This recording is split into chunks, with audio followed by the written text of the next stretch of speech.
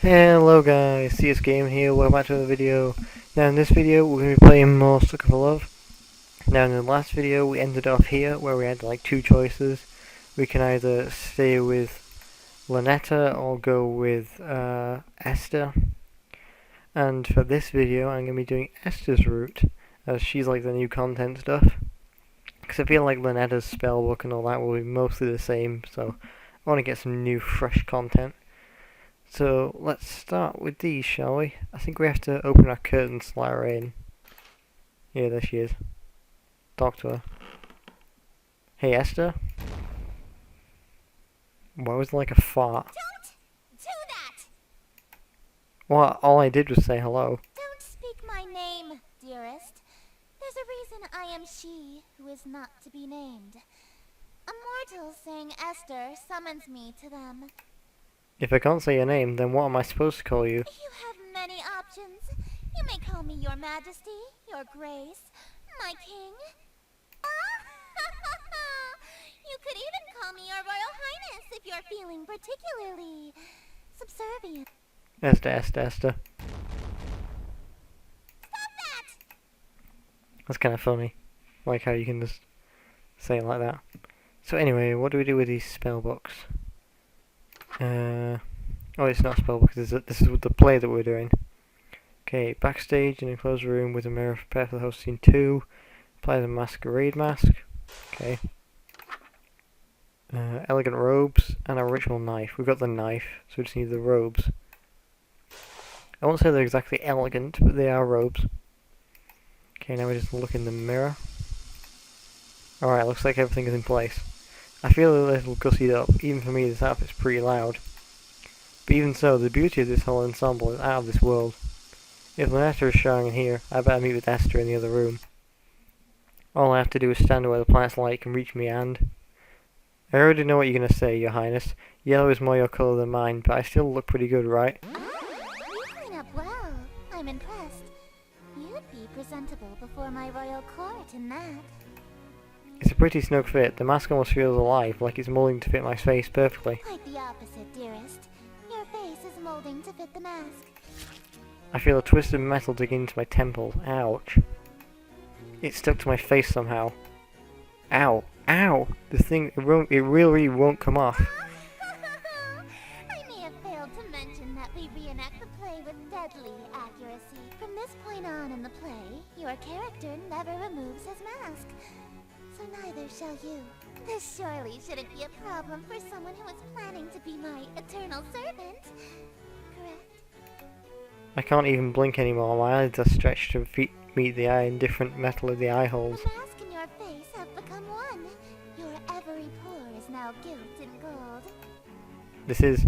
What do I have to wear this to work? When I see family? When I see Lynetta? Wait a minute, those strange people outside, they all had masks stuck to them too.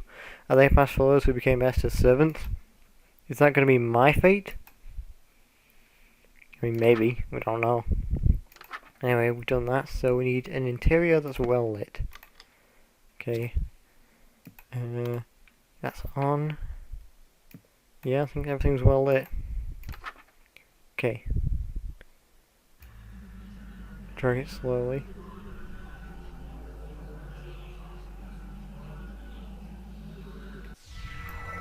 Welcome, company most cherished. May my loneliness this perish. To this evening we shall share, which would be wasted by myself. No attendants have arrived tonight, alas, besides thyself, but I'll be beside myself when the keel reveals himself. Lay thine hands upon my bodice, for before you stands a goddess. Know this guest of goldenrod is merely the first of the night. Let us drink to your great wealth and family and life, lasting till your afterlife. All be yours once he arrives.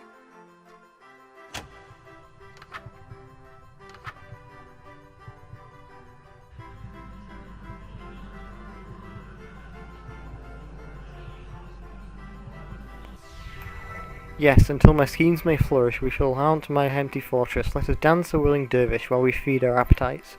By the morrow we shall know if the king came tonight. Midnight marks the final chime. Until that comes, there is still time. He graciously obeisance, demonstrated courtly patience. He declines no invitation he receives upon his court.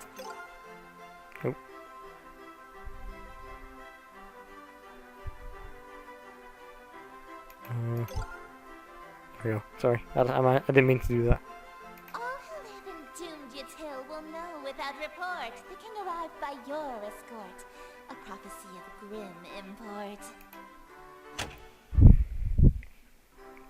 Sorry about that, Esther. I kind of ruined your speech by pausing the game. I didn't even know you could pause the game by doing that. An immaculate performance, dearest. Bravissimo. There's only one more scene to reenact, and then this world will be mine. I probably should have asked before we got to the final act, but this play isn't a tragedy, right? No, it's not. The ending is actually quite hilarious. Oh, that's actually a huge relief. What happens? Your character is slain, and all of his wishes come true in an unexpected way. In his ambitions of greed, influence, and fame, he dies penniless, alone, and infamous. Wait, my character dies? I'm gonna die? I thought you said it was a comedy. Comedy is merely tragedy from far enough away, dearest. Is she implying that she thinks my death will be funny? I guess she's an outer god, so human morals don't really apply to her, but that's gotta be cruel even for her. No way I can go through with that, sorry.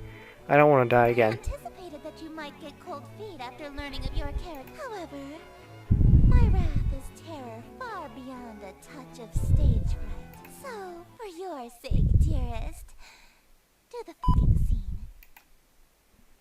Okay, then I'll do the effing scene.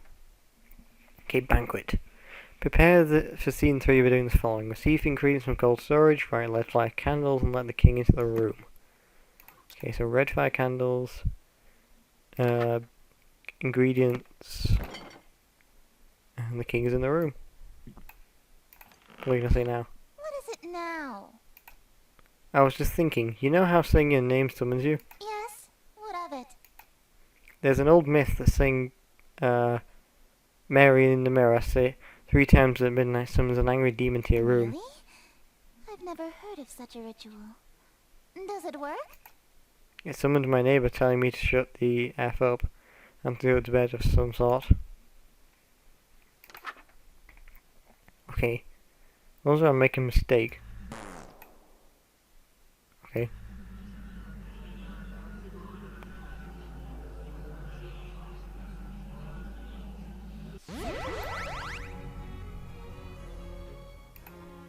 The room is filled with the mouth-watering aroma of perfectly seasoned meat and fresh fruit. There must be a magical component involved here because I see no less than 3 of my favourite dishes. Esther is strutting towards my bed. Surely you don't intend to merely watch me eat, dearest. I didn't think she was going to let me have any. Don't mind if I do. That's not what I meant. Instead of watching me eat this feast, you'll feed it to me. What was that? It sounded like groans of murderous anger from outside the door. Was that from the masked stalkers outside? If they've all got masks on their faces, then they must be Esther's followers or even ex-partners. Then their groans of jealousy. Makes sense, they've been locked outside all this time, but they killed for a chance to spend their time with Esther. Just a moment, dearest. What is the thread count of your silken sheets? At least 1,000, I presume. Silk? My blankets are cotton. Perhaps I'll just stand while you feed me instead. So picky. If she's that uppity, maybe I'll start with the grapes, something that'll feed her princess complex. Delightful. I'm glad. Another. Hey, I think I could have one of these? Dream on. My lips have already touched it. If you want an indirect kiss, you'll have to be more clever than that. Oh yeah? So you won't eat anything from that my lips have touched either? Of course not. You were eyeing this cream puff, right? Would you like me to feed you a bite? Oh, heavens below, yes. I am pleased by this new attitude of yours, dearest. I casually take a bite out of the cream puff. What do you think you're doing? Mmm, delicious. It's so good. I've never had anything like it. Let me try. Oh? You want a bite? Even though my lips have touched it? I don't want it after all.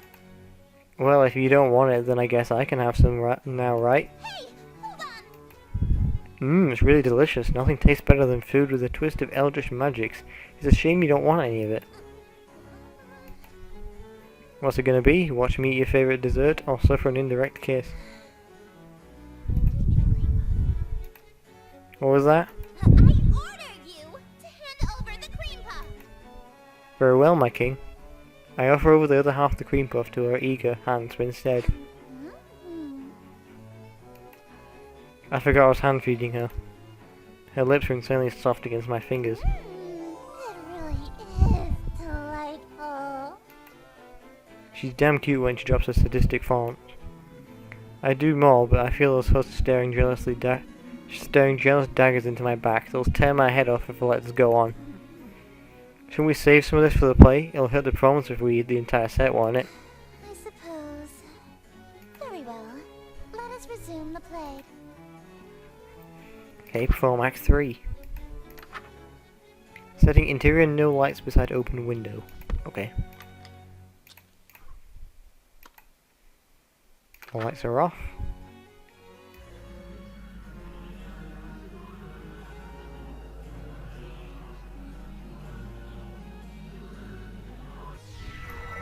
Damn the night, a morrow scornful, wicked morning unremorseful.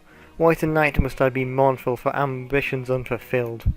After all my preparations, all the daylights I've killed, why is it only us still? Oh, why are my wishes unfulfilled? Why so livid? It's your actions that permitted this result, truly befitted to a hunger such as thine. Though your greed is grave and tomb and crypt in which you die, it's within your grease you fry. Dearest hosts, the end is nigh.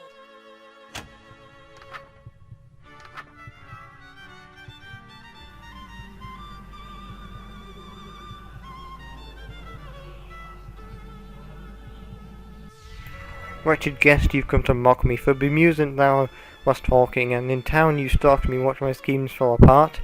Strip thy mask, apologize, and hastily depart. Leave thee just my broken heart, and leave naught else in this whole or part. I wear no mask, now witness, for it was thee who hast permit this golden guest to own the dimness of the city of Yatil. No, for I'm the king in yellow, whose long shadow's on your tail, and whose shadow you're in still. Dark as death is now Yatil.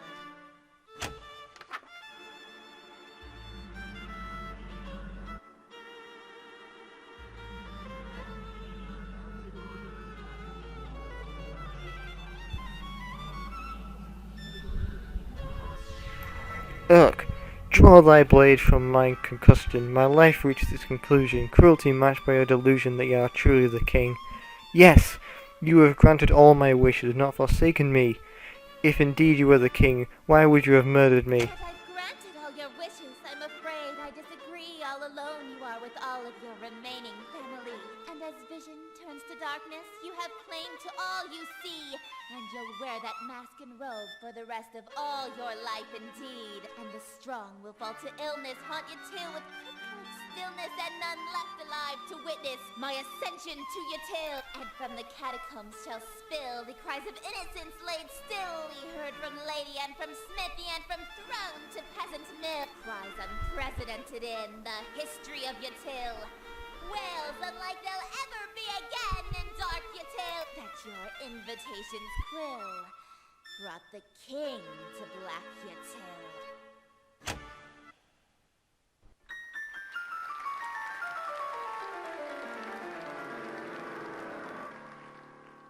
Thank you!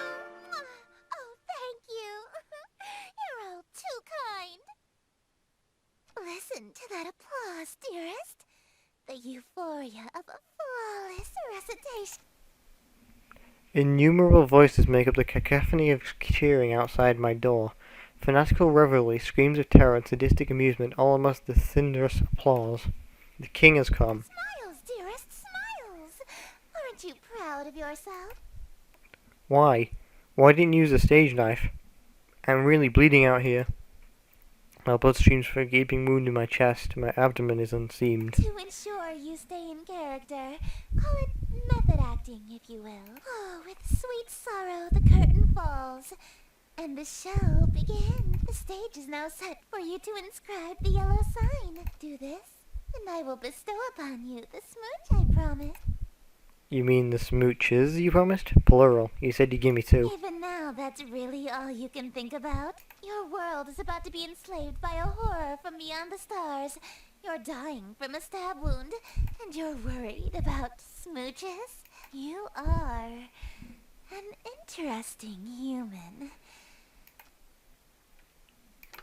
Okay, what's the last one? The yellow sign. Okay.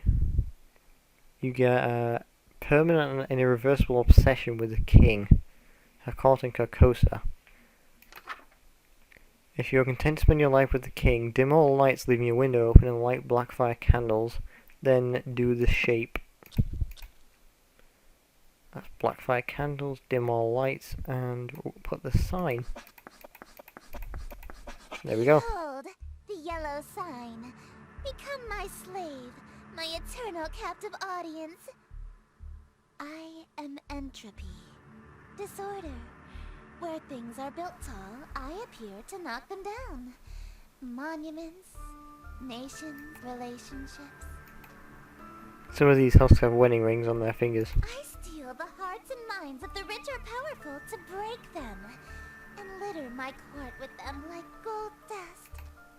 But why?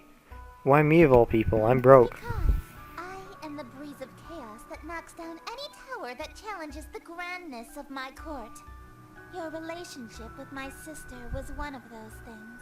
Before, I only pursued you because you have a great deal of clout amongst the night-going crowd and shrewd, wealthy type. You would have been an incredibly powerful servant who would have been able to draw in countless wayward souls that meet my standards. At least, until that reality ended and you undid all of my hard work. All of my followers that I had stolen from Lynetta. Gone in an instant. And I had no choice but to abandon that reality. There's nothing left to destroy if nothing exists, you see. But in this reality, I've stolen away her most powerful asset. You. Just as I've stolen every member of my entourage. All the husks, they're bleeding from their chests onto their elegant robes, just like me. All these people. Why? Why? Because it's what I do. No, I mean, why are they still here? Aren't they kind of third-wheeling our moment here? Kick them out. Huh? Such a defiant tone. Why aren't you under the effects of the yellow sign? Were you unaffected? Did the spell fail? I don't feel any different. You're supposed to be obsessed with me. Ah, I already was since I first saw you. That's why your little spell didn't work. You can try and resist it all you want, but one way or another, you're my eternal slave from now on. Are you proposing to me? I accept. No, dearest, I'm not talking about marriage. What I'm talking about is catering to my every whim, anticipating my every desire, and living solely to please me.